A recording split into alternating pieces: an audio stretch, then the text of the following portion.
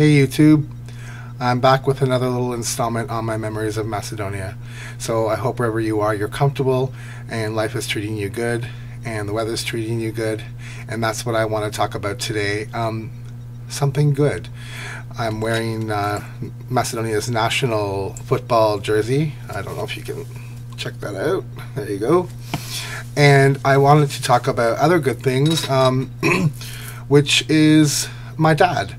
Dad didn't really cook a lot at home, but when he did, you can bet your bottom dollar it was something special or really, really yummy that he loved. And this recipe is one of my dad's favorites, and he used to cook it for us once in a while at home. Again, there's really no name for it. I've given it its own name, Kolbas, Grav, Spanac Supa, which just basically means sausage, bean, and spinach soup. Now, the Macedonian true sausage, lukanets, is made usually with pork meat, spices, paprika, and leek. And you can buy Macedonian sausage in certain markets. But whatever you have on hand, whatever is your favorite sausage, you can use a spicy or a dried. That's fine for this recipe. Again, beans are really popular in Macedonia, so that's going in there, and the spinach. But we'll talk more about the ingredients in just a little bit of what you're going to need to make this really homey and hearty dish. Again, Macedonian cooking's from the heart. It's hearty, it's not all that fancy, and it's really easy to do with big flavors at the end. So I hope you grab a pen, paper, or watch along with me or cook along with me, pause the video, and we'll get all the stuff to start with our supa. Be right back. Hey guys, I'm back with our ingredients for what we're going to need for our amazing supa. So I did tell you this soup contains sausage, so here we are with our sausage. Traditionally, this would be a Macedonian sausage with paprika and leek and spices in here, but I'm trying to keep my diet low fat and low cal, so I'm going ahead and I'm using turkey bacon. Now it has all the flavors of, let's say, like a spicy Italian sausage, but with much less fat and calories. Really good for you, and like I said, just better in calorie and fat intake. What I'm going to do is cut these up into bite-sized pieces, and they're going to go into our pot with an onion. Now I'm using a large yellow cooking onion. You can use whatever onion you prefer. You can use a Spanish onion or shallots, or if you really wanted to keep it traditional, you can use leeks. Now I did see the leeks in the grocery store today, albeit they were beautiful, they were also really expensive, so an onion will suffice. Now another element of this soup is bacon.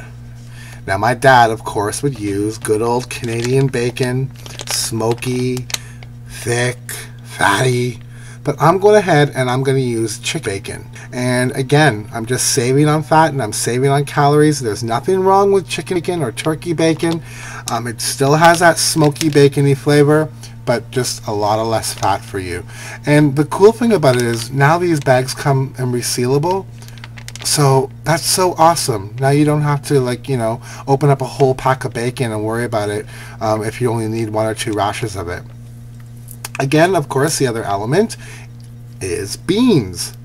And I'm using white kidney beans, standard size can of 540 mils.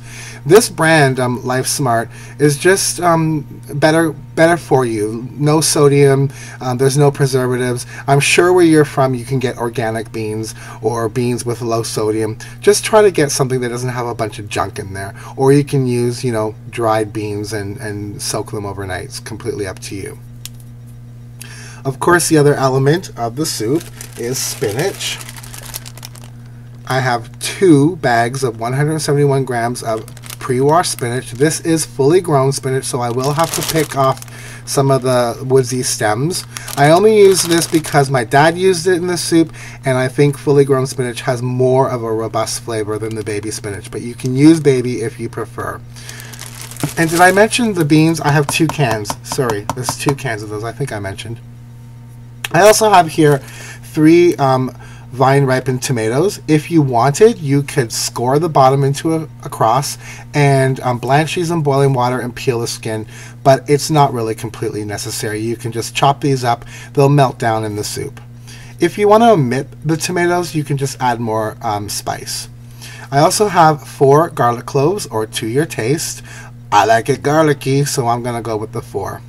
Our spices tonight, again with our smoky paprika, I have some freshly ground pepper, and I have dried parsley.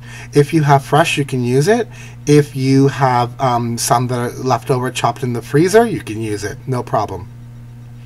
At the very end of cooking, we're going to add in some fresh herbs. I have here, I hope you can see because I've been manhandling them, I have some fresh mint and some fresh basil, and this is going to go in at the end of cooking, simply because when using fresh herbs, if they're subjected to prolonged cooking, they can go bitter. So you want to keep the freshness, keep that flavor vibrant, and add them in right at the end. Which brings me to salt. There is salt in this bacon. So go easy on salt, wait until the end, and adjust accordingly. There's nothing worse than an oversalted dish. There's really not much you can do about it. With dried herbs, if a recipe calls for, let's say, 2 tablespoons of dried basil, I would go with 1 or 1.5 tablespoons of the dried version, simply because, again, they are a little bit stronger in flavor. You can put the herbs or spices in the palm of your hand, and if you crush them or rub them, it releases all the essential oil, and it will really perfume your dish great. So this is everything we need. I want to start getting this cooking, and I'll be right back to show you what I've done next. Hey everyone, just wanted to show you how we're getting along. So I've pretty much browned all my turkey sausage pieces. You can see they're coming out nice and intact. They're getting some nice color on them. So what I'm going to do now is I'm going to remove these from the pot, set them aside because I don't want to crowd my pot, and I'm going to add my bacon. When you're frying things or browning things off like this, it's always best to do them in batches so you don't crowd the pan. And especially if you're going to be adding another element, I would remove these, set them aside, brown off your next piece, and then you can put everything together once they're nice and browned. If they're too crowded, they'll get water, there'll be moisture in there, and they won't brown up. So this was the next step, and I'll show you what I did next. Hey guys, so, if you can smell this place, that you know what bacon smells like. It's just so homey and comforting. My chicken bacon is starting to crisp up. You don't want it to be bacon bits, but you want it to be browned just enough. So at this point, what I'm going to do is I'm going to add in my onions. They're roughly chopped. They will sweat down, they will flavor up the pot with the bacon, they'll take on the bacon flavor, and it's really going to be yummy. Now, I just wanted to point out, with chicken bacon, there is not a lot of fat, so I did have to spray my pot with a bit of no-fat cooking spray. If you're using regular bacon, at this point, before you put in the onions, just drain some of that fat that's going to render out. You want to keep some in there, so you want the onions to cook with them, but you don't want it to be like dripping in bacon fat. So I'm going to brown these onions up a little bit, and then I'm going to add in my garlic, and we'll be right back, and I'll show you how everything's going to come together in just a bit. Is there like anything better than the smell of onions and bacon? Shut the front door. Hey everyone, welcome back. So what I've gone ahead and done is I've added in my chopped tomatoes, as you can see. I've added my garlic, that fried up a little bit with the onions. Oh, it smells so good. I've added my spices, and I've added just enough water to cover, to just barely cover the soup. What I'm going to do now is I'm going to let this reduce down a little bit, and the moisture, the water in here will evaporate slightly and it will become a little bit thicker. And then what I'm going to do is I'm going to transfer this into my soup pot, and we'll finish it off with the rest of the ingredients. So thanks for sticking with me. It smells so awesome already. And this is going to feed a lot of people, by the way. I mean, I live alone, so this will be, you know, a meal that will stretch and stretch and stretch. I can freeze it.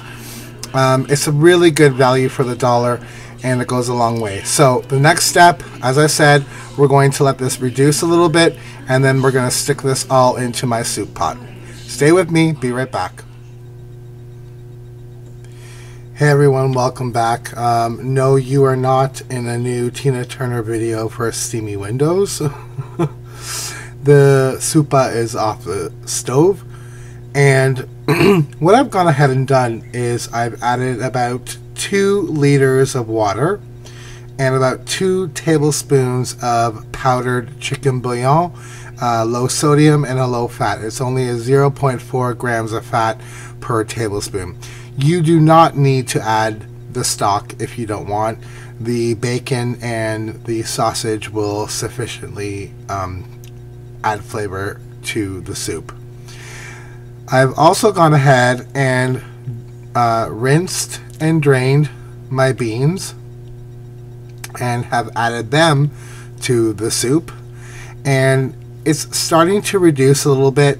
And what I'm going to do now is I'm going to pop this back onto the hob, onto the stove, and let it go a little bit further, and then I'm going to add my spinach and my herbs.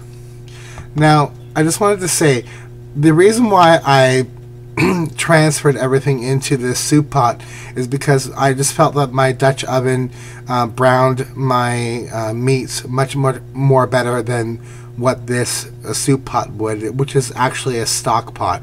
So I didn't want anything to burn.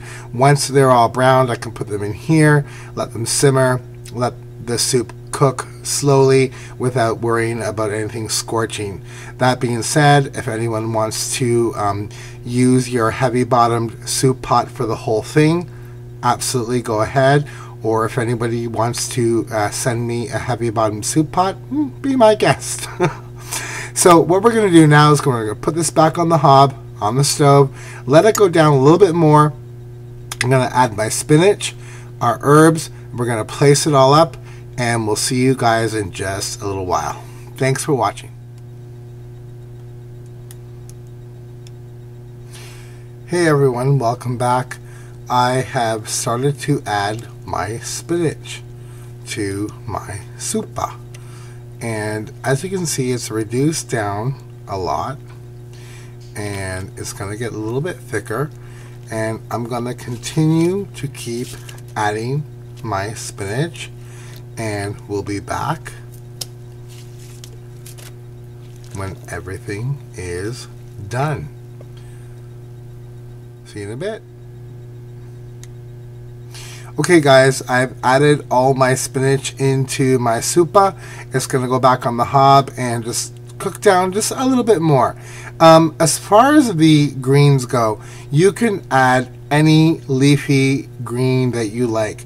Kale would be great. Broccoli rabe, which would be great in this. Any Swiss chard.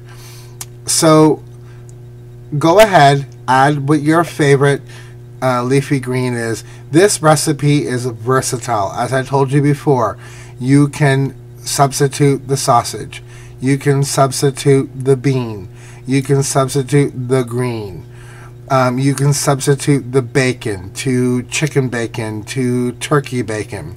This is a really versatile dish. It will still come out tasting really, really good. I think my dad would really like this.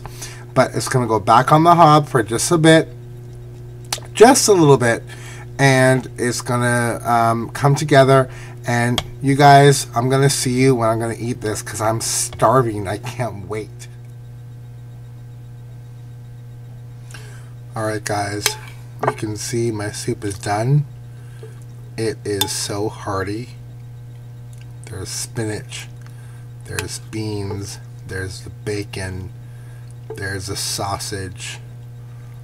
There's the broth. It is really, really tasty. So, all there's left to do is to garnish this thing, and then let's eat. Okay, so all I'm going to do is sprinkle those fresh herbs on top of my soup, and a nice dollop of Balkan style yogurt, and I'm ready to eat. I hope you guys try this. My dad would love this. I spilled some on the side. There we go. Okay, it's all good. You guys, this is so easy to make. It's really hearty. It's really tasty, and I hope you all try it. So thank you to my dad. Dad, this one's for you, and you guys have a great day, afternoon, or evening where you are, and we'll see you soon. Thanks for tuning in. Please hit subscribe if you like, and we'll see you soon. Ciao for now. Thanks so much. Blagodarom. Follow Nogu. Aida. Ciao.